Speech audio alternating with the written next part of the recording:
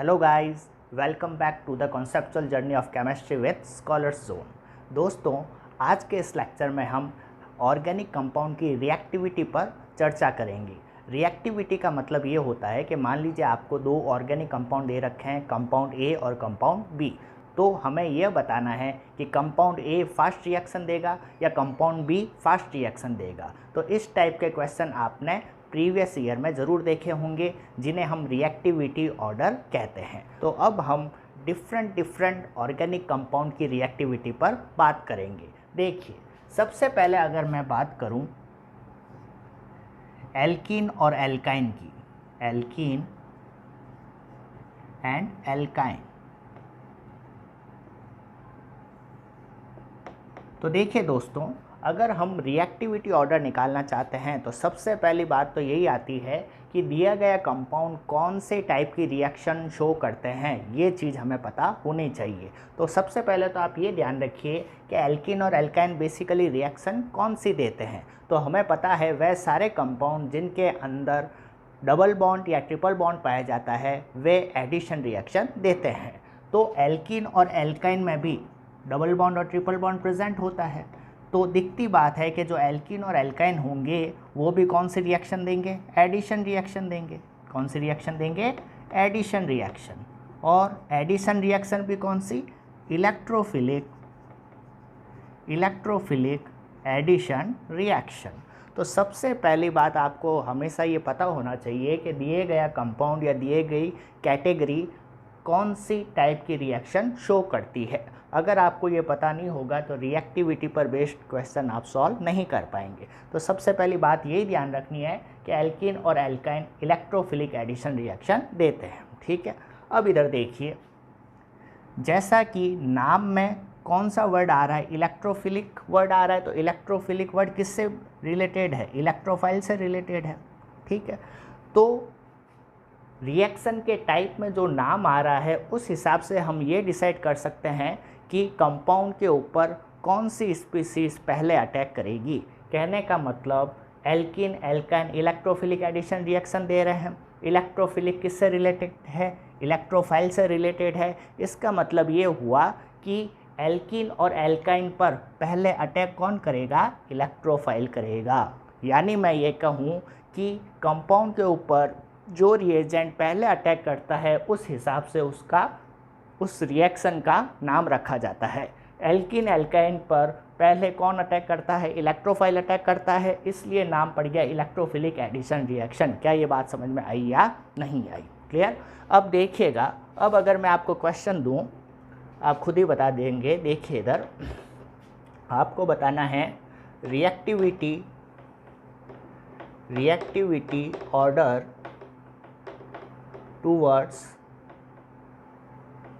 towards electrophilic addition reaction. और कौन कौन से कंपाउंड दिए देखिएगा,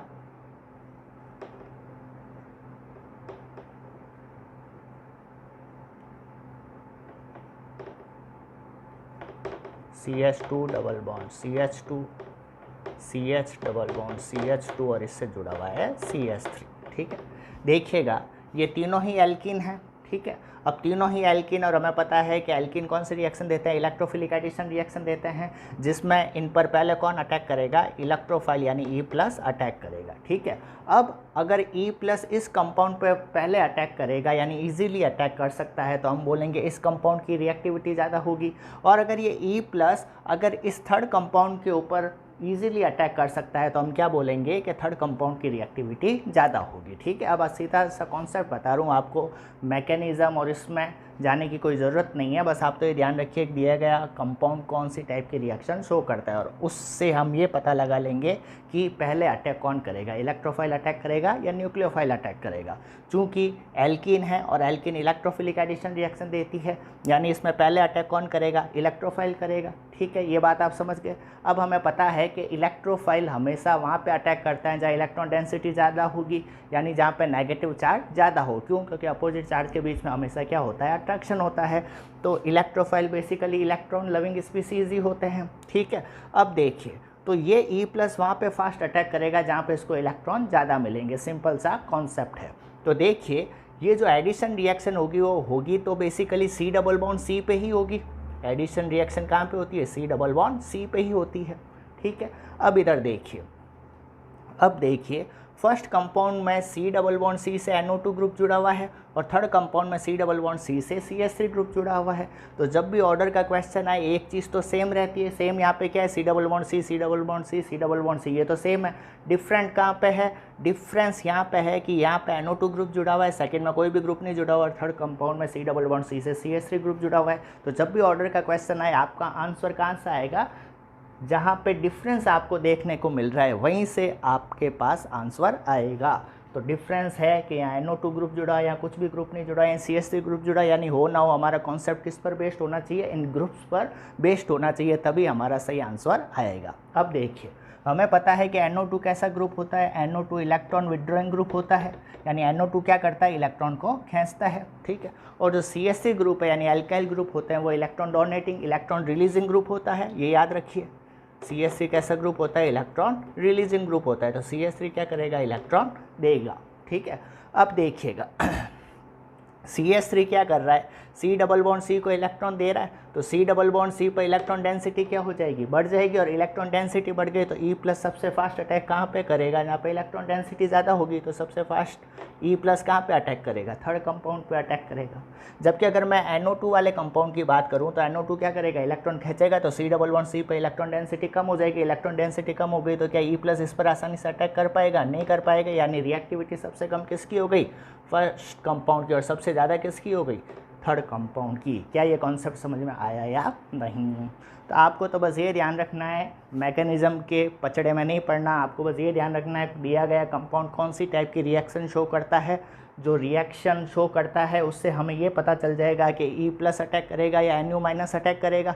ठीक है, अगर E प्लस अटैक करेगा तो E प्लस वहाँ पे अटैक करेगा जहाँ इलेक्ट्रॉन डेंसिटी ज़्यादा होगी, और जहाँ NU माइनस अटैक करेगा तो NU माइनस वहाँ अटैक करेगा जहाँ इलेक्ट्रॉन डेंसिटी कम हो, यानी पॉजिटिव चार्ज ज़्यादा हो। क्या ये कॉन्सेप्ट समझ में आया या नहीं? तो सिंपल छोटे मोटे कॉन्सेप्ट से आप क्वेश्चन सॉल्व कर सकते हैं।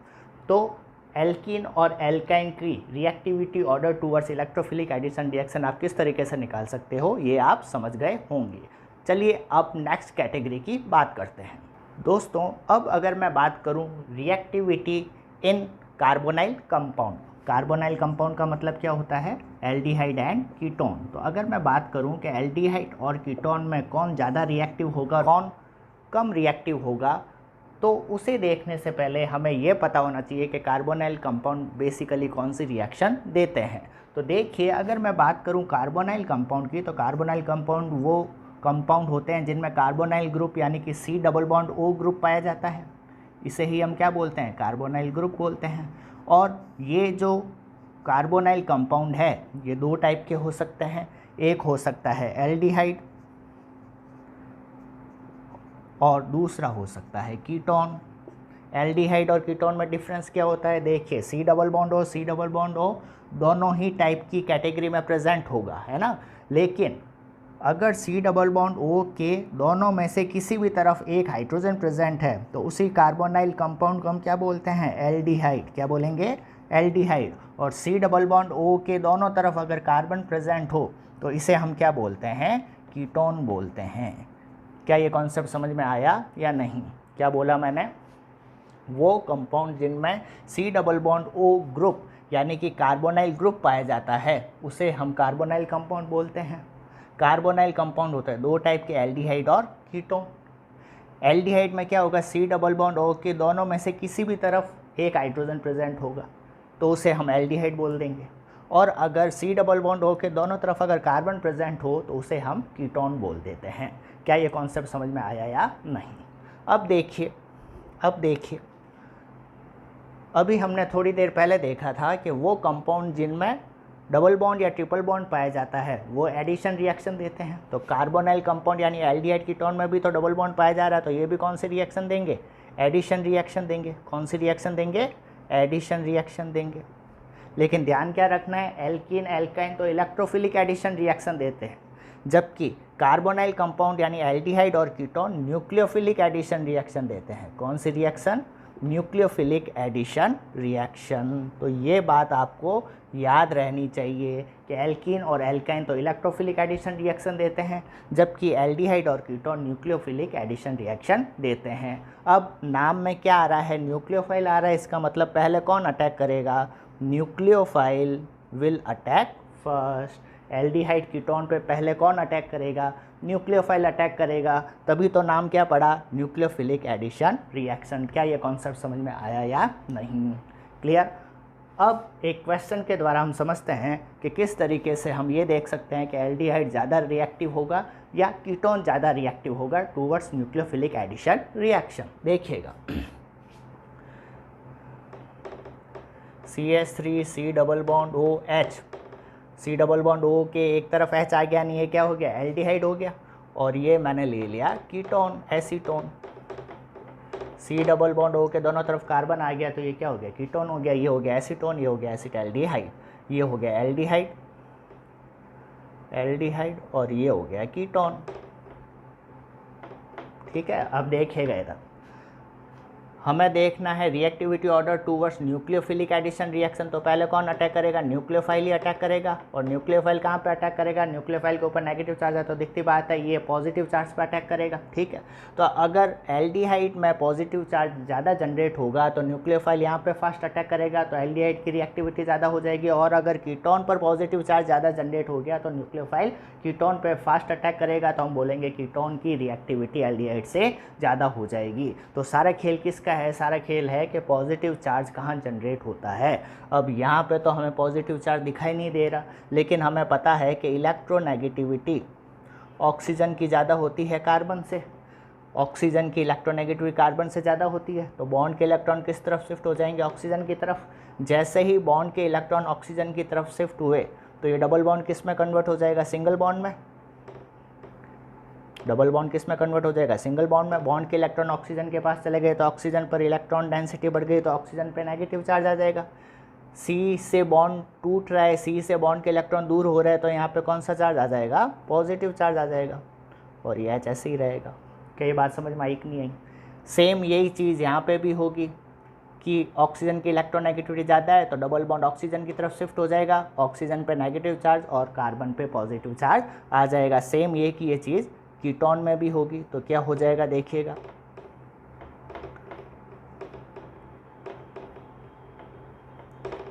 क्या ये कॉन्सेप्ट समझ में आया या नहीं, क्लियर। अब ये पॉजिटिव चार्ज जनरेट हो गया, अब हमें ये देखना है पॉजिटिव चार्ज कहाँ पे ज़्यादा है, जहाँ पॉजिटिव चार्ज ज़्यादा होगा वहाँ पे न्यूक्लियोफाइल फास्ट अटैक करेगा और उसकी रिएक्टिविटी कंपैरेटिवली ज़्यादा हो जाएगी। तो देखिए इधर देखिए डिफरेंस क्या दिख रहा है। मैं हमेशा आपको कहता हूँ जब भी ऑर्डर का क्वेश्चन है, जब भी आपको कंपेयर करना हो तो हमेशा ये देखिए दोनों कंपाउंड में डिफरेंस आपको कहाँ दिख रहा है, डिफरेंस कहाँ दिख रहा है आपको। देखिए यहाँ पे एक CH3 ग्रुप है जबकि यहाँ पे 2 CH3 ग्रुप है, यहाँ पे तो एक CH3 ग्रुप ही है जबकि यहाँ पे कितने CH3 ग्रुप है, 2 CH3 ग्रुप है कीटोन में। ठीक है, तो हो ना हो एक CH3 यहाँ पे एक्स्ट्रा है, तो हो ना हो जो भी हम कॉन्सेप्ट लगाएंगे वो एक CH3 के रेस्पेक्ट में लगाएंगे। एक CH3 एक्स्ट्रा होने से क्या फ़र्क पड़ा, ये चीज़ें अब हमको देखनी है। तो देखिए इधर हमें पता है कि जो CH3 ग्रुप होता है वो कौन सा ग्रुप होता है, इलेक्ट्रॉन रिलीजिंग ग्रुप होता है। CH3 क्या होता है, इलेक्ट्रॉन देने वाला ग्रुप होता है। ठीक है, अब CH3 क्या करेगा, इलेक्ट्रॉन देगा। कीटोन में 2 CH3 ग्रुप है तो दोनों क्या करेंगे, इलेक्ट्रॉन देंगे। एल्डिहाइड में एक CH3 है तो एक ही देगा। ठीक है, अब इधर देखिएगा कीटोन में 2 CH3 ग्रुप जुड़े होने के कारण दोनों इलेक्ट्रॉन देंगे। दोनों इलेक्ट्रॉन देंगे तो इस C+ पर इलेक्ट्रॉन डेंसिटी क्या हो जाएगी, ज़्यादा हो जाएगी, इलेक्ट्रॉन डेंसिटी ज़्यादा हो जाएगी। क्यों, क्योंकि 2 CH3 ग्रुप यहाँ पे इलेक्ट्रॉन दे रहे हैं तो इलेक्ट्रॉन डेंसिटी ज़्यादा हो गई, यानी नेगेटिव चार्ज ज़्यादा हो गया, और नेगेटिव चार्ज ज़्यादा हो गया तो पॉजिटिव चार्ज क्या हो जाएगा, कम हो जाएगा। पॉजिटिव चार्ज क्या हो जाएगा, कम हो जाएगा। पॉजिटिव चार्ज किसको दर्शाता है, इलेक्ट्रॉन की कमी को तो दर्शाता है। यहाँ पर तो इस C+ को इलेक्ट्रॉन भर भर के मिल रहे हैं क्योंकि 2 CH3 ग्रुप इलेक्ट्रॉन दे रहे हैं, तो इस C+ पर इलेक्ट्रॉन डेंसिटी बढ़ जाएगी। इलेक्ट्रॉन डेंसिटी बढ़ गई तो नेगेटिव चार्ज बढ़ गया, और नेगेटिव चार्ज बढ़ जाएगा तो पॉजिटिव चार्ज क्या हो जाएगा, कम। यानी यहाँ पे पॉजिटिव चार्ज होगा तो सही पर छोटा सा पॉजिटिव चार्ज होगा। और कीटोन के कंपैरिजन एल्डिहाइड में एक CH3 ग्रुप ही जुड़ा हुआ है तो एक CH3 ग्रुप ही इलेक्ट्रॉन देगा, तो एक CH3 ग्रुप इलेक्ट्रॉन देगा तो इस C+ को ज़्यादा इलेक्ट्रॉन नहीं मिल पाएंगे, है ना।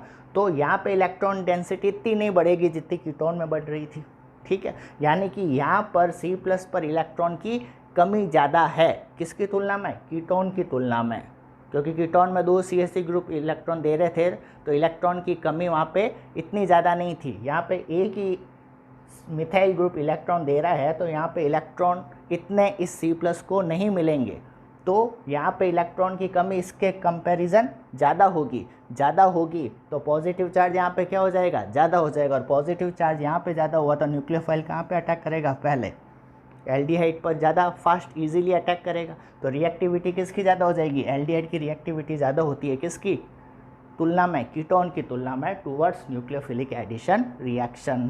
क्या ये कॉन्सेप्ट समझ में आया या नहीं? देखिए, इसको हम इस तरीके से समझ सकते हैं कि कीटोन में 2 CH3 ग्रुप है, 2 CH3 ग्रुप है, तो दोनों CH3 इस C+ को इलेक्ट्रॉन देंगे, तो इलेक्ट्रॉन डेंसिटी क्या हो जाएगी, इलेक्ट्रॉन डेंसिटी ऑन C+, इस C+ पर इलेक्ट्रॉन डेंसिटी बढ़ जाएगी। इलेक्ट्रॉन बढ़ गए तो इलेक्ट्रॉन के ऊपर चार्ज, नेगेटिव चार्ज ही तो होता है, तो हम क्या कह सकते हैं कि नेगेटिव चार्ज डेंसिटी क्या हो जाएगी, बढ़ जाएगी। नेगेटिव चार्ज बढ़ गया तो पॉजिटिव चार्ज क्या हो जाएगा, कम हो जाएगा, क्योंकि प्लस और माइनस क्या चलते हैं, एक दूसरे का अपोजिट चलते हैं। तो नेगेटिव चार्ज बढ़ गया तो पॉजिटिव चार्ज क्या हो जाएगा, पॉजिटिव चार्ज क्या हो जाएगा, कम हो जाएगा। तो यहाँ पे पॉजिटिव चार्ज बहुत कम है, इसकी तुलना में पॉजिटिव चार्ज कम है, तो न्यूक्लियोफाइल इस छोटे से पॉजिटिव चार्ज पे तो फास्ट अटैक करेगा नहीं। इसकी तुलना में पॉजिटिव चार्ज ज़्यादा कहाँ पे, एल्डिहाइड वाले केस में है, क्योंकि यहाँ पे सिर्फ एक CH3 ग्रुप ही इलेक्ट्रॉन दे रहा है, तो न्यूक्लियोफाइल फास्ट अटैक कहाँ पे करेगा, एल्डिहाइड वाले केस में फास्ट अटैक करेगा। तो हम बोलेंगे एल्डिहाइड और कीटोन में से रिएक्टिविटी किसकी ज़्यादा होगी, एल्डिहाइड की ज़्यादा होगी कीटोन की तुलना में, टूवर्ड्स न्यूक्लियोफिलिक एडिशन रिएक्शन। चलिए, अब हम ये देख चुके हैं कि एल्किन एल्काइन में रिएक्टिविटी ऑर्डर किस तरीके से निकालेंगे, कार्बोनाइल कंपाउंड यानी एल्डिहाइड कीटोन में कौन फास्ट रिएक्शन देगा। अब हम थर्ड कैटेगरी देख लेते हैं जिसका नाम है एरोमेटिक कंपाउंड, और एरोमेटिक कंपाउंड में बेसिकली हम क्या देखते हैं, बेंजीन और सब्स्टिट्यूटेड बेंजीन। तो अगर मैं बात करूं रिएक्टिविटी इन एरोमेटिक कंपाउंड, और एरोमेटिक कंपाउंड का मतलब क्या हो गया आप सभी को पता है, या तो बेंजीन की बात करेंगे या फिर सब्स्टिट्यूटेड बेंजीन की, सब्स्टिट्यूटेड बेंजीन, ये दोनों ही किसका एग्जाम्पल है, एरोमेटिक कंपाउंड का एग्जाम्पल है। बेंजीन का मतलब क्या होगा, सिंपल बेंजीन रिंग होगी, और सब्स्टिट्यूटेड बेंजीन का मतलब बेंजीन के ऊपर कोई ग्रुप प्रेजेंट होगा, इसे हम क्या बोलते हैं, सब्स्टिट्यूटेड बेंजीन। जो भी क्लोरोबेंजीन हुआ, फिनॉल हुआ, एनिलीन हुआ, बेंजल्डिहाइड हुआ, ये सारी किस कैटेगरी में आ जाता है, सब्स्टिट्यूटेड बेंजीन की कैटेगरी में, ठीक है। तो आपको क्या ध्यान रखना है, बेंजीन हो या सब्स्टिट्यूटेड बेंजीन हो, वो किसका एग्जाम्पल है, एरोमेटिक कंपाउंड का एग्जाम्पल है। और जैसा कि मैं हमेशा कहता हूँ, हमें ये पता होना चाहिए कि दिया गया कंपाउंड किस टाइप की रिएक्शन शो करता है, तभी हम रिएक्टिविटी की बात कर सकते हैं। तो आप सभी को पता है कि aromatic compound electrophilic substitution reaction, electrophilic substitution reaction देते हैं, यानी एरोमेटिक कंपाउंड में इलेक्ट्रोफिलिक सब्स्टिट्यूशन रिएक्शन देने की टेंडेंसी हाई होती है। अब आप कहेंगे सर अभी तो आपने बताया था कि जिन कंपाउंड में डबल बॉन्ड या ट्रिपल बॉन्ड पाया जाता है वो एडिशन रिएक्शन देते हैं, जबकि एरोमेटिक कंपाउंड यानी बेंजीन और सब्स्टिट्यूटेड बेंजीन में इतने सारे डबल बॉन्ड होते हुए भी सब्स्टिट्यूशन रिएक्शन दे रहा है, जबकि इसको कौन सी रिएक्शन देनी चाहिए थी, एडिशन रिएक्शन देनी चाहिए थी। तो ऐसा क्यों हो रहा है, इतने सारे डबल बॉन्ड प्रेजेंट होते हुए भी एरोमेटिक कंपाउंड एडिशन रिएक्शन ना देकर सब्स्टिट्यूशन रिएक्शन क्यों देते हैं, इस पर मैं एक पूरा वीडियो बना चुका हूँ, यानी electrophilic substitution reaction of aromatic compound पर। तो आप वो वीडियो जाके ज़रूर देखिएगा, आपके सारे कॉन्सेप्ट क्लियर हो जाएंगे। आई बटन पे मैं उसका लिंक दे दूंगा। तो अभी तो आप ये ध्यान रखिए, जो भी एरोमेटिक कंपाउंड है यानी ये दोनों कैटेगरी इलेक्ट्रोफिलिक सब्स्टिट्यूशन रिएक्शन देती है। अब इलेक्ट्रोफिलिक सब्स्टिट्यूशन में क्या वर्ड आ रहा है, इलेक्ट्रोफाइल आ रहा है, यानी कि पहले कौन अटैक करेगा, E+ अटैक करेगा एरोमेटिक कंपाउंड पर। अब E+ वहाँ पे अटैक करेगा जहाँ पर इलेक्ट्रॉन डेंसिटी ज़्यादा हो या नेगेटिव चार्ज ज़्यादा हो। क्लियर, ये चीज़ हम समझते हैं कि इलेक्ट्रोफाइल वहीं पे तो अटैक करेगा जहाँ पे इलेक्ट्रॉन डेंसिटी ज़्यादा होगी। तो जहाँ इलेक्ट्रॉन डेंसिटी ज़्यादा होगी उस कंपाउंड पे फास्ट रिएक्ट करेगा, तो उस कंपाउंड की रिएक्टिविटी क्या हो जाएगी, ज़्यादा हो जाएगी। देखिए क्वेश्चन से समझते हैं, आपको बताना है reactivity order towards electrophilic substitution reaction, और मैंने ये कंपाउंड दिए आपको, आपने देखे होंगे इस टाइप के क्वेश्चन।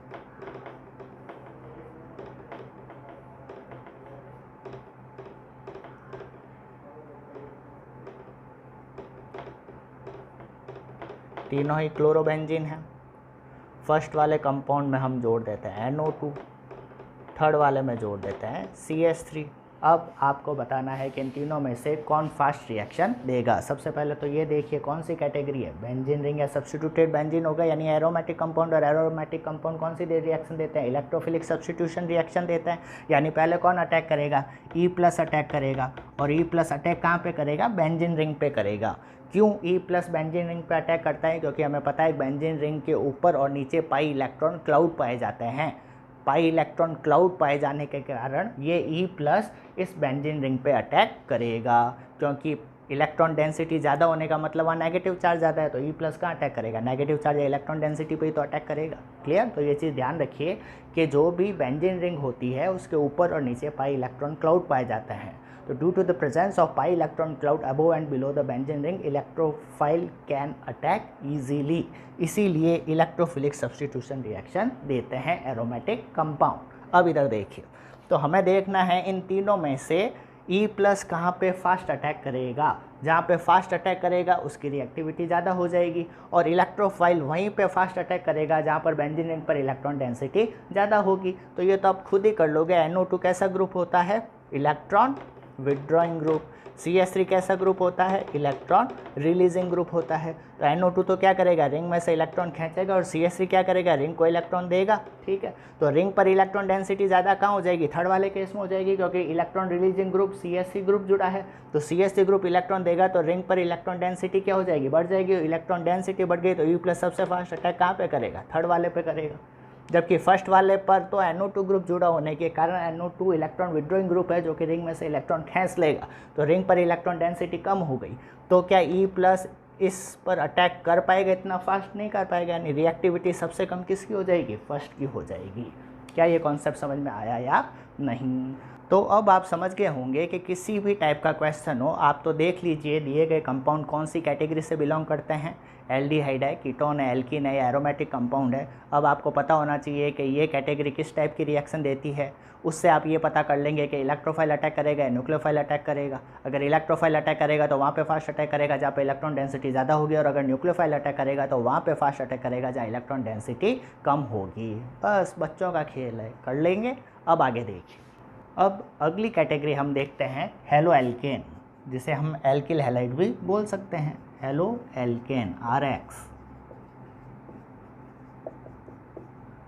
और इस कैटेगरी में हम बात करेंगे आपकी, मेरी, हम सब की फेवरेट SN1 और SN2 रिएक्शन की। SN1 एंड SN2 रिएक्शन देखे होंगे ना इस टाइप के क्वेश्चन। 3-4 कंपाउंड दे देगा और पूछ लेगा SN1 का ऑर्डर बताओ या SN2 का ऑर्डर बताओ। तो अब हम देखेंगे कि हम किस तरीके से SN1 का ऑर्डर निकाल सकते हैं और किस तरीके से SN2 का ऑर्डर निकाल सकते हैं। कॉन्सेप्ट सब वही है। इधर देखिए, अगर मैं बात करूं हेलो एल्केन की, तो सबसे पहले तो ये ध्यान रखिए कि हेलो एल्केन कौन सी रिएक्शन देगा, सब्स्टिट्यूशन रिएक्शन देगा। और सब्स्टिट्यूशन में भी कौन सी, न्यूक्लियोफिलिक सब्स्टिट्यूशन रिएक्शन।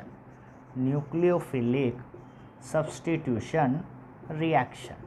अब ये जो न्यूक्लियोफिलिक सब्स्टिट्यूशन रिएक्शन है, ये दो टाइप की हो सकती है, जिसे हम बोलते हैं SN1 रिएक्शन और SN2 रिएक्शन। ठीक है, यानी न्यूक्लियोफिलिक सब्स्टिट्यूशन रिएक्शन दो मैकेनिज्म के थ्रू हो सकती है। एक को बोलते हैं SN1 मैकेनिज्म और दूसरे को हम बोलते हैं SN2 मैकेनिज्म। S का मतलब सब्स्टिट्यूशन, N का मतलब न्यूक्लियोफिलिक सब्स्टिट्यूशन, न्यूक्लियोफिलिक। तो न्यूक्लियोफिलिक सब्स्टिट्यूशन रिएक्शन को SN रिएक्शन भी बोल सकते हैं। तो SN रिएक्शन दो टाइप की मैकेनिज्म से प्रोसीड हो सकती है, SN1 और SN2। ठीक है, अब हम देखते हैं कि SN1 में क्या होता है और SN2 में क्या होता है। अगर हम ये मैकेनिज्म अच्छे से समझ गए तो आप खुद बता देंगे कि SN1 SN2 का ऑर्डर हम किस तरीके से निकालेंगे। ठीक है, तो सबसे पहले देखिए, अगर मैं बात करूँ SN1 की, तो SN1 में बेसिकली होता है क्या है, देखिए अगर मैं बात करूँ SN1 की, तो SN1 रिएक्शन दो स्टेप में प्रोसीड होती है, आपको पता ही है।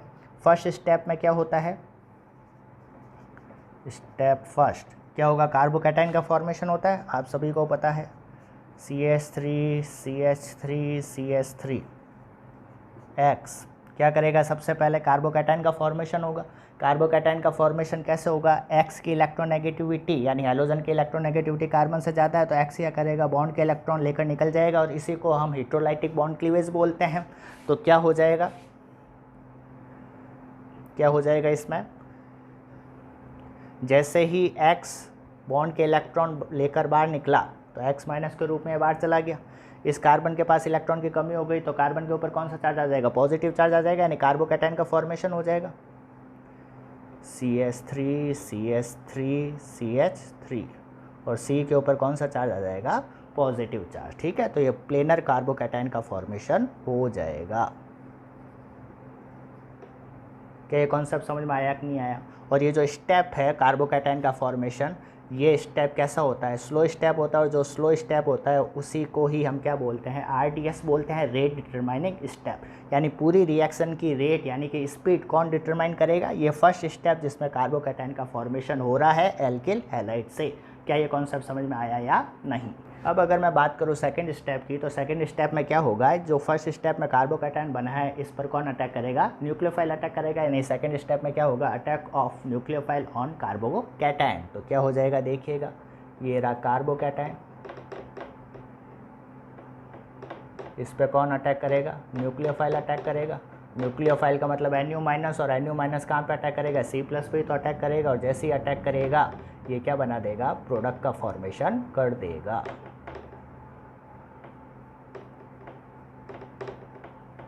क्या बन जाएगा, प्रोडक्ट बन जाएगा। क्या ये कॉन्सेप्ट समझ में आया या नहीं। ठीक है, अब यहाँ पे हम मैकेनिज्म के बारे में डिटेल में नहीं देख रहे हैं, हमें तो ये देखना है कैसे SN1 का ऑर्डर निकालना है।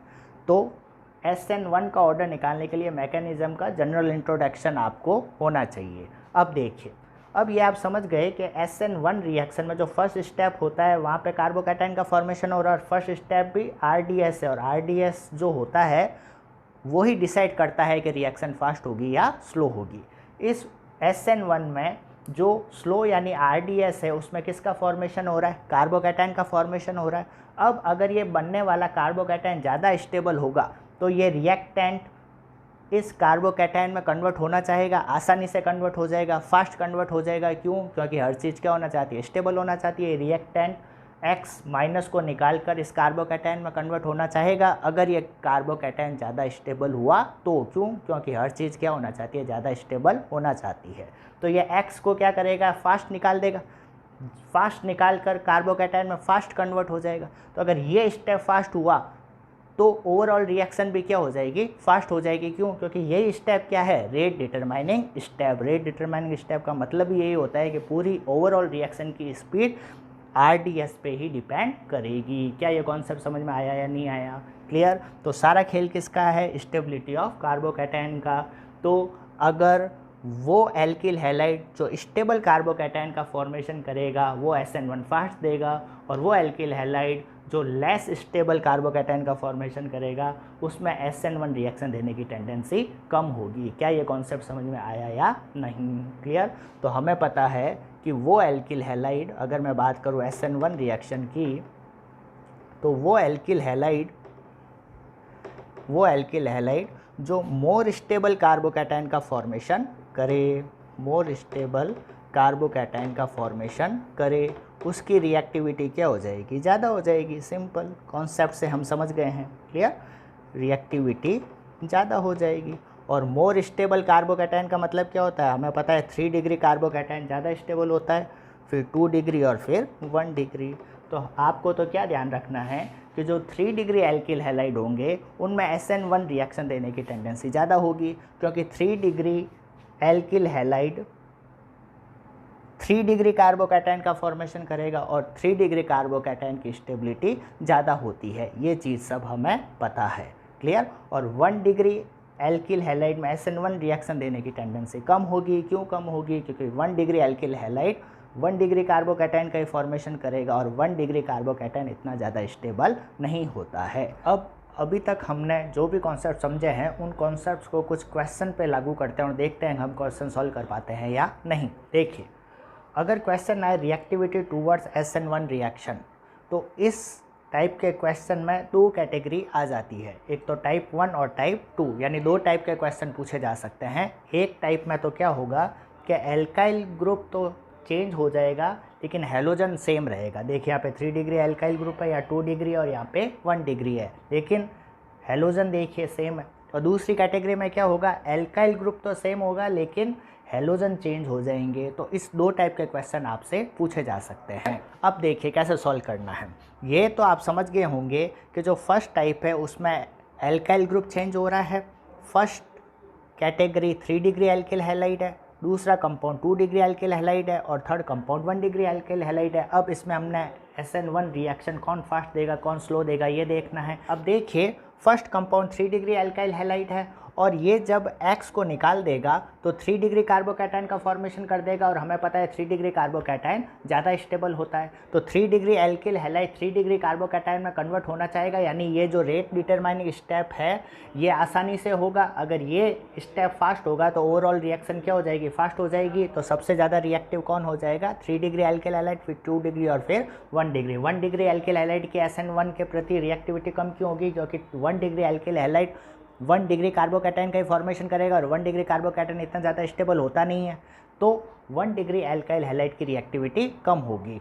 तो जब एल्काइल ग्रुप डिफरेंट हो तो एल्काइल हैलाइड की रिएक्टिविटी का ऑर्डर क्या होगा, 3 degree greater than 2 degree greater than 1 degree towards SN1 mechanism. क्या ये कॉन्सेप्ट समझ में आया। अब इधर देखिए, अगर दूसरे टाइप का क्वेश्चन हम देखें जिसमें एल्काइल ग्रुप तो सेम है लेकिन हैलोजन चेंज होते जा रहे हैं, तो अब आप मैकेनिज्म में देखिए, हमें पता है कि इस मैकेनिज्म में स्टेप 1 स्लो यानी RDS होता है, यानी ओवरऑल रिएक्शन की स्पीड ये स्टेप ही डिसाइड करेगा। इस स्टेप में कार्बन और हैलोजन का बॉन्ड टूट रहा है, तो अगर कार्बन और हैलोजन का बॉन्ड वीक होगा यानी आसानी से टूट जाएगा, तो ये ओवरऑल रिएक्शन क्या हो जाएगी, फास्ट हो जाएगी। क्या ये कॉन्सेप्ट समझ में आया या नहीं आया, क्योंकि यही स्टेप जिसमें कार्बन और X के बीच का बॉन्ड टूट रहा है वही RDS यानी रेट डिटरमाइनिंग स्टेप है।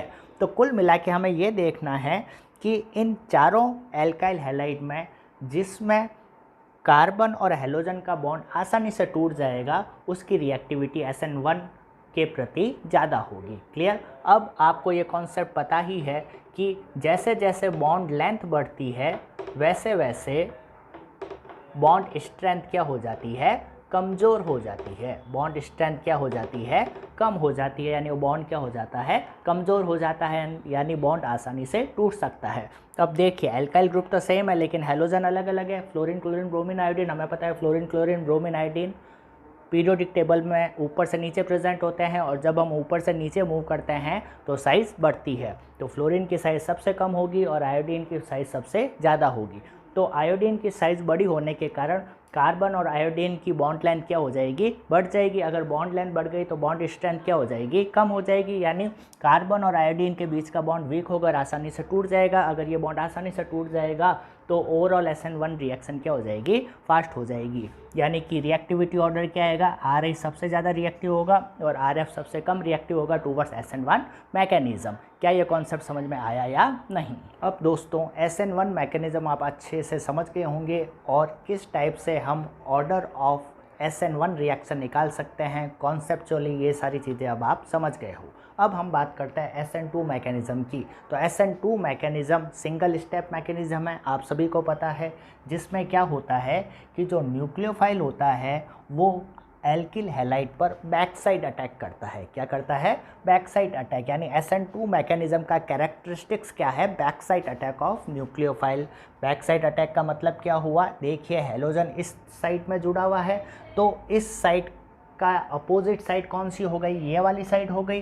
तो न्यूक्लियोफाइल बैक साइड अटैक करेगा इस कार्बन पर, यानी जिस साइड में हैलोजन जुड़ा हुआ है उसकी अपोजिट साइड से न्यूक्लियोफाइल कार्बन पे अटैक करेगा और इस हैलोजन को धीरे धीरे निकालता रहेगा। तो कैसे होगा कि न्यूक्लियोफाइल जब अटैक करेगा बैक साइड अटैक इस कार्बन पर, तो एक सिंपल सा कॉन्सेप्ट होता है, जो ग्रुप जहाँ से अटैक करता है वो वहीं पर रहता है। तो देखिए न्यूक्लियोफाइल बैक साइड अटैक कर रहा है तो क्या होगा, धीरे धीरे ये न्यूक्लियोफाइल इस कार्बन से जुड़ता रहेगा और जैसे जैसे न्यूक्लियोफाइल इस कार्बन से जुड़ता रहेगा वैसे वैसे X यहाँ से निकलता रहेगा। ऐसा क्यों होगा, अगर इस X को नहीं निकालोगे तो कार्बन कितने बॉन्ड बना देगा, 5 बॉन्ड बना देगा और 5 बॉन्ड बनाते ही कार्बन यानी कि कंपाउंड क्या हो जाएगा, हाईली अनस्टेबल। तो ये जो स्टेट मिलती है, ये जो स्टेट मिलती है इसे हम क्या बोलते हैं, ट्रांजिशन स्टेट, जो कि क्या होती है, हाईली अनस्टेबल। क्यों, क्योंकि इसमें कार्बन कितने बॉन्ड बना रहा है, 5 बॉन्ड। कार्बन कभी 5 बॉन्ड बना ही नहीं सकता। क्लियर। और ट्रांजिशन स्टेट को डिफाइन कैसे करोगे कि ट्रांजिशन स्टेट में हम पुराने बॉन्ड को टूटते हुए और नए बॉन्ड को बनते हुए एक साथ रिप्रेजेंट करते हैं। क्लियर। बाद में क्या हो जाएगा, X पूरी तरीके से निकल जाएगा और इस कार्बन से न्यूक्लियोफाइल पूरी तरीके से अटैच हो जाएगा। अभी मैंने कहा था कि जो ग्रुप जहाँ से अटैक करता है वो वहीं पर रह जाता है, तो इस तरीके से इन्वर्जन ऑफ कॉन्फ़िगरेशन के साथ हमें प्रोडक्ट मिल जाएगा। क्या ये कॉन्सेप्ट समझ में आया या नहीं। अब इसमें क्या ध्यान रखना है, हमें तो रिएक्टिविटी ऑर्डर से मतलब है, रिएक्टिविटी से मतलब है, तो रिएक्टिविटी पता करने के लिए हमें ये पता होना चाहिए कि स्लो स्टेप कौन सा है और RDS कौन है उस मैकेनिज़्म में। तो देखिए दोस्तों, SN2 मैकेनिज़्म में back side attack of nucleophile ये ही स्लो यानी RDS स्टेप होता है। कहने का मतलब न्यूक्लियोफाइल का बैक साइड अटैक जितना फास्ट होगा उतनी ही ओवरऑल रिएक्शन क्या हो जाएगी, फास्ट हो जाएगी, क्योंकि RDS में हो क्या रहा है, न्यूक्लियोफाइल का बैक साइड अटैक ही तो हो रहा है। तो अगर न्यूक्लियोफाइल का बैक साइड अटैक अगर एल्किल हैलाइड पर आसानी से हो जाए तो हम बोलेंगे SN2 मैकेनिज़्म फास्ट हो जाएगी। तो ये जो back side attack of nucleophile है ये ही RDS यानी कि स्लो स्टेप होता है। और ओवरऑल मैकेनिज़्म या ओवरऑल रिएक्शन की स्पीड इसी RDS पर डिपेंड करती है। तो इस RDS में अगर न्यूक्लियोफाइल का अटैक, वो भी कौन सा, बैक साइड अटैक, आसानी से हो जाएगा, इजीली हो जाएगा एल्किल हैलाइड पे, तो ओवरऑल रिएक्शन फास्ट हो जाएगी। सिंपल सी बात है, यही है SN2 मैकेनिज़्म। क्लियर। अब इस मैकेनिज़्म के बेस पर हम क्वेश्चन को किस तरीके से सॉल्व कर सकते हैं आप खुद देखिएगा। अगर क्वेश्चन आ जाए रिएक्टिविटी टूवर्ड्स SN2 मैकेनिज़्म, तो वही दो टाइप की कैटेगरी बनती है। एक में तो एल्काइल ग्रुप चेंज होगा लेकिन हेलोजन सेम रहेगा, दूसरी कैटेगरी में एल्काइल ग्रुप सेम रहेगा लेकिन हेलोजन चेंज हो जाएगा। तो दोनों टाइप के क्वेश्चन आप अगर मैकेनिज़्म समझ गए हो तो आसानी से कर सकते हो। तो देखिए, अगर मैं बात करूँ फर्स्ट क्वेश्चन में, तो इसमें आपको पता है एल्काइल ग्रुप चेंज हो रहा है। First compound 3 degree alkyl halide है और third compound 1 degree alkyl halide है। तो देखिएगा, हमें पता है कि अगर 3 डिग्री एल्काइल हैलाइड में न्यूक्लियोफाइल का बैक साइड अटैक अगर आसानी से हो जाता है तो हम बोलेंगे कि 3 डिग्री एल्काइल हैलाइड की रिएक्टिविटी ज़्यादा होगी टूवर्ड्स SN2 मैकेनिज़्म। और अगर 1 डिग्री एल्काइल हैलाइड में back side attack of nucleophile आसानी से हो जाता है तो हम क्या बोलेंगे कि 1 डिग्री एल्काइल हैलाइड ज़्यादा रिएक्टिव होगा टूवर्ड्स SN2 मैकेनिज़्म। क्यों? क्योंकि back side attack of nucleophile he RDS है इन SN2 मैकेनिज़्म। क्या ये बात समझ में आई या नहीं आई? तो आप खुद बताइए, अगर मैं बात करूँ न्यूक्लियोफाइल की, तो क्या 3 डिग्री एल्काइल हैलाइड में इस न्यूक्लियोफाइल का बैक साइड अटैक हो सकता है क्या? आसानी से नहीं हो सकता। क्यों? क्योंकि इस न्यूक्लियोफाइल को इस कार्बन तक पहुंचने से पहले इसके बीच में ये जो 3 बड़े बड़े एल्काइल ग्रुप प्रेजेंट है, ये क्या करेंगे, बाधा उत्पन्न करेंगे। ये बल्कि एल्काइल ग्रुप इस न्यूक्लियोफाइल को आसानी से इस कार्बन तक पहुंचने नहीं देंगे। जबकि 1 डिग्री एल्काइल हैलाइड में तो एक ही एल्काइल ग्रुप होगा, जबकि 3 डिग्री एल्काइल हैलाइड में 3 एल्काइल ग्रुप है। तो आप खुद समझ सकते हैं कि इसकी तुलना में न्यूक्लियोफाइल का back side attack 1 degree alkyl halide में आसानी से हो सकता है। तो हम क्या बोलेंगे, चूँकि 3 डिग्री एल्काइल हैलाइड में न्यूक्लियोफाइल का बैक साइड अटैक आसानी से नहीं हो सकता, क्योंकि 3 एल्काइल ग्रुप प्रेजेंट है और एल्काइल ग्रुप भी कैसे हैं, बल्कि एल्काइल ग्रुप है। तो स्टेरिक हिंड्रेंस के कारण, भीड़ भड़ाके के कारण ये न्यूक्लियोफाइल इस 3 डिग्री एल्काइल हैलाइड पर बैक साइड अटैक आसानी से नहीं कर सकता, और नहीं कर सकता तो इस 3 डिग्री एल्काइल हैलाइड की रिएक्टिविटी क्या हो जाएगी, सबसे कम हो जाएगी। यानी SN2 मैकेनिज्म के प्रति एल्काइल हैलाइड की रिएक्टिविटी का ऑर्डर क्या आएगा, 1 degree greater than 2 degree greater than 3 degree. 1 degree alkyl halide में न्यूक्लियोफाइल का बैक साइड अटैक आसानी से हो सकता है, इसलिए 1 degree alkyl halide SN2 mechanism fast देंगे। और 3 डिग्री एल्काइल हैलाइड में back side attack of nucleophile आसानी से नहीं हो सकता ड्यू टू स्टेरिक हिंड्रेंस, 3 बल्कि एल्काइल ग्रुप प्रेजेंट होने के कारण। इसलिए 3 डिग्री एल्काइल हैलाइड की रिएक्टिविटी SN2 मैकेनिज्म में सबसे कम होती है। उम्मीद है ये कॉन्सेप्ट आपको समझ में आ गया होगा। क्लियर। अब दूसरा क्वेश्चन अगर देखें जिसमें एल्काइल ग्रुप तो सेम है लेकिन हैलोजन क्या होते जा रहे हैं, चेंज होते जा रहे हैं। तो देखिए वापस RDS को देखिए, और RDS में देखिए क्या हो रहा है कि जैसे जैसे न्यूक्लियोफाइल जुड़ता रहेगा वैसे वैसे कार्बन और X के बीच का बॉन्ड क्या होता जा रहा है, टूटता जा रहा है। जैसे जैसे न्यूक्लियोफाइल जुड़ेगा वैसे वैसे X निकलता रहेगा। तो यही तो RDS में हो रहा है। अब अगर ये C और X के बीच का बॉन्ड जितना कमज़ोर होगा उतना ही X आसानी से निकलता रहेगा, उतना ही X आसानी से निकल जाएगा। यानी मैं बोलूँगा ये जो रेट डिटरमाइनिंग स्टेप है वो आसानी से हो जाएगा, इजीली हो जाएगा। तो ओवरऑल SN2 मैकेनिज़्म क्या हो जाएगी, फास्ट हो जाएगी। क्या ये कॉन्सेप्ट समझ में आया या नहीं? तो अगर X आसानी से निकल जाएगा, यानी C और X के बीच का बॉन्ड जितना कमज़ोर होगा उतना ही X आसानी से निकलता रहेगा, यानी कि उतनी ही ओवरऑल SN2 मैकेनिज़्म क्या हो जाएगी, फास्ट हो जाएगी। क्योंकि RDS में हो क्या रहा है, C और X के बीच का बॉन्ड ही तो टूट रहा है। क्या ये कॉन्सेप्ट समझ में आया या नहीं आया? और हमें पता है कि इन सब में सबसे कमज़ोर बॉन्ड कौन सा है, कार्बन और आयोडीन वाला। क्योंकि अभी हमने देखा था कि ऊपर से जब हम नीचे जाते हैं फ्लोरीन, क्लोरीन, ब्रोमीन, आयोडीन में, तो ऊपर से नीचे जाने पर साइज़ बढ़ेगी, यानी आयोडीन की साइज़ सबसे बड़ी होगी। आयोडीन की साइज़ सबसे बड़ी होगी तो कार्बन और आयोडीन के बीच का बॉन्ड लेंथ क्या हो जाएगी, बढ़ जाएगी। बॉन्ड लेंथ बढ़ गई तो बॉन्ड स्ट्रेंथ कम हो जाएगी, बॉन्ड कमज़ोर हो जाएगा। यानी ये वाला बॉन्ड, कार्बन और आयोडीन वाला बॉन्ड सबसे कमज़ोर होगा।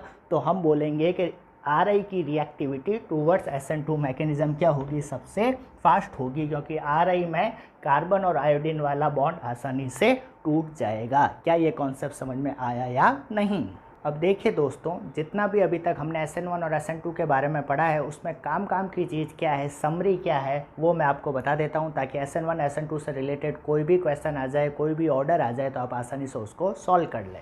देखिए, ये तो आप समझ गए होंगे कि अगर मैं SN1 की बात करूं तो SN1 में रिएक्टिविटी का ऑर्डर क्या रहेगा, 3 डिग्री एल्किल हैलाइड सबसे ज़्यादा, फिर 2 डिग्री और फिर 1 डिग्री। यानी रिएक्टिविटी सबसे ज़्यादा किसकी होगी, 3 डिग्री एल्किल हैलाइड की, और सबसे कम किसकी होगी, 1 डिग्री एल्किल हैलाइड की। 3 डिग्री एल्किल हैलाइड की रिएक्टिविटी सबसे फास्ट क्यों होगी, क्योंकि 3 डिग्री एल्किल हैलाइड हैलोजन का निकाल कर 3 डिग्री कार्बोकैटायन का फॉर्मेशन करेगा, जिसकी स्टेबिलिटी सबसे ज़्यादा होती है।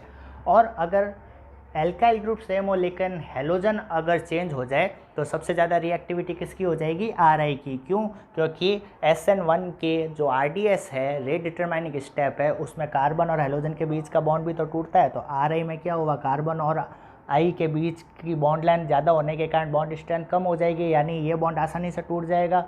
तो ओवरऑल SN1 रिएक्शन क्या हो जाएगी, फास्ट हो जाएगी। क्लियर? अगर मैं बात करूँ SN2 की, तो SN2 में होता है क्या, back side attack of nucleophile होता है। तो 3 डिग्री एल्काइल हैलाइड में तो back side attack of nucleophile possible नहीं हो पाएगा ड्यू टू बल्कि एल्काइल ग्रुप, जिसमें क्या होगा, स्टेरिक हिंड्रेंस होगा। तो 3 बल्कि एल्काइल ग्रुप प्रेजेंट होने के कारण back side attack of nucleophile possible हो नहीं पाएगा। इसलिए 3 डिग्री एल्काइल हैलाइड की रिएक्टिविटी टूवर्ड्स SN2 सबसे कम होगी और 1 डिग्री एल्काइल हैलाइड की रिएक्टिविटी सबसे ज़्यादा होगी टूवर्ड्स SN2 मैकेनिज़्म। क्लियर? और अगर मैं बात करूं कि एल्काइल ग्रुप सेम हो लेकिन हेलोजन चेंज कर दूं तो आपको पता है कि SN2 का जो RDS है उसमें भी क्या होता है, कार्बन और हेलोजन के बीच के बॉन्ड टूटता है। तो अगर कार्बन और हेलोजन के बीच का बॉन्ड आसानी से टूट जाएगा तो ओवरऑल SN2 मैकेनिज़्म फास्ट हो जाएगी। अब वही सेम कॉन्सेप्ट जो यहाँ पे था कि आयोडीन की साइज़ बड़ी होने के कारण C और I के बीच की बॉन्ड लेंथ ज़्यादा हो जाएगी, तो बॉन्ड स्ट्रेंथ कम हो जाएगी, तो बॉन्ड आसानी से टूट जाएगा, तो ओवरऑल SN2 मैकेनिज़्म ज़्यादा हो जाएगी। क्लियर? अब देखिए, अब कुछ दो नए कॉन्सेप्ट में बताता हूँ। इधर देखिए, अगर मैं बात करूं हेलो एरीन की, हेलो एरीन यानी बेंजीन के ऊपर X, और विनाइलिक हैलाइड की, विनाइलिक हैलाइड क्या होगा, C डबल बॉन्ड C और उससे डायरेक्टली X जुड़ा होगा। तो आपको क्या ध्यान रखना है कि जो हेलो एरीन हुआ या विनाइलिक हैलाइड हुआ वो ना तो SN1 रिएक्शन देते हैं और ना ही SN2 रिएक्शन देते हैं। ये ना तो SN1 रिएक्शन देंगे और ना ही SN2 रिएक्शन देंगे।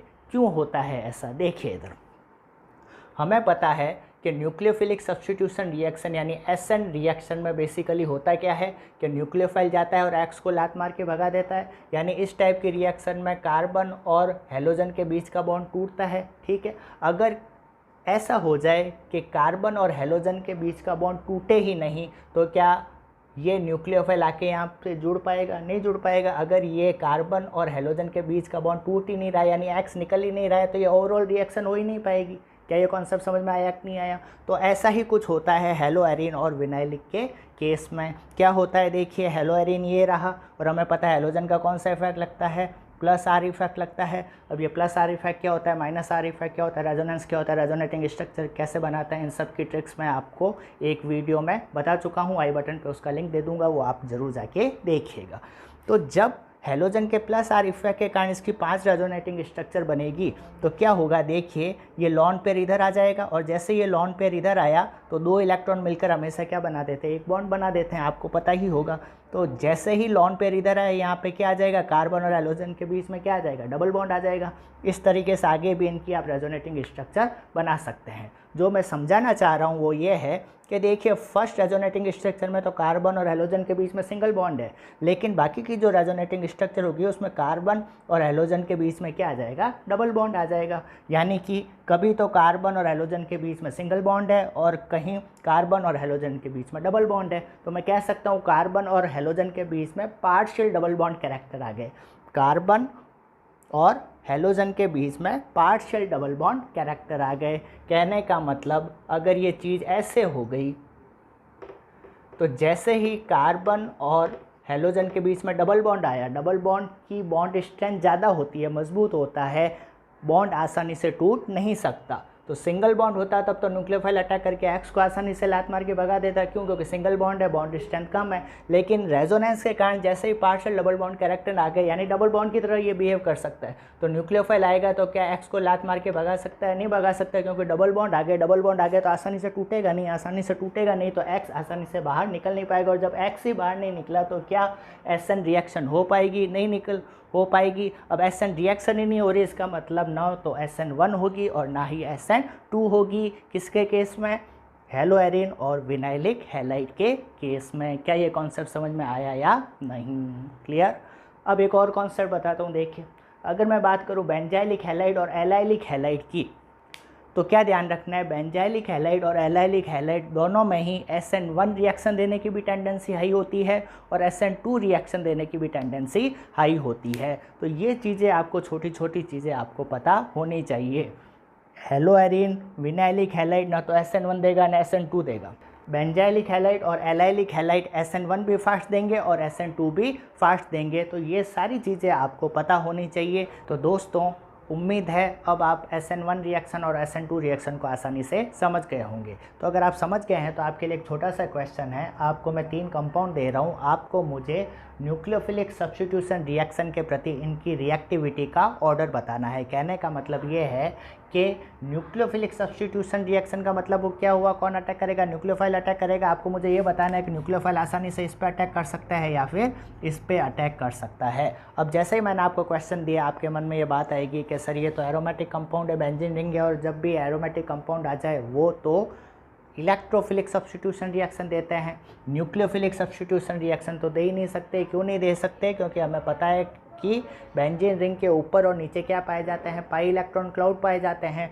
तो पाई इलेक्ट्रॉन क्लाउड प्रेजेंट होने के कारण जब न्यूक्लियोफाइल इनके पास जाएगा तो बेंजीन रिंग के ऊपर और नीचे पाई इलेक्ट्रॉन क्लाउड प्रेजेंट है, जिसके कारण उन पाई इलेक्ट्रॉन क्लाउड और न्यूक्लियोफाइल के बीच में क्या हो जाएगा, रिपल्शन हो जाएगा। क्यों, क्योंकि पाई इलेक्ट्रॉन क्लाउड, इलेक्ट्रॉन पे चार्ज कौन सा होता है, नेगेटिव भी तो होता है। तो यहाँ पे भी इलेक्ट्रॉन है बहुत सारे और इलेक्ट्रॉन है तो यानी नेगेटिव चार्ज है, और इधर न्यूक्लियोफाइल पे भी कौन सा चार्ज है, नेगेटिव चार्ज है। तो नेगेटिव चार्ज के बीच में क्या होगा, रिपल्शन होगा। रिपल्शन होगा तो न्यूक्लियोफाइल इन पर अटैक नहीं कर पाता। इसलिए हमें पता है कि जो एरोमेटिक कंपाउंड है वो न्यूक्लियोफिलिक सब्स्टिट्यूशन रिएक्शन नहीं दे पाते। ये सारी बातें आपको पता है। लेकिन अब मैं आपको एक बात और बताता हूँ कि अगर कोई कंपाउंड किसी पर्टिकुलर टाइप की रिएक्शन नहीं दे रहा या उसमें देने की टेंडेंसी कम पाई जा रही है, फिर भी हमें वो रिएक्शन करवानी है, तो हम क्या करते हैं, या तो कैटलिस्ट मिला देते हैं या टेम्परेचर और प्रेशर हाई कर देते हैं। क्लियर।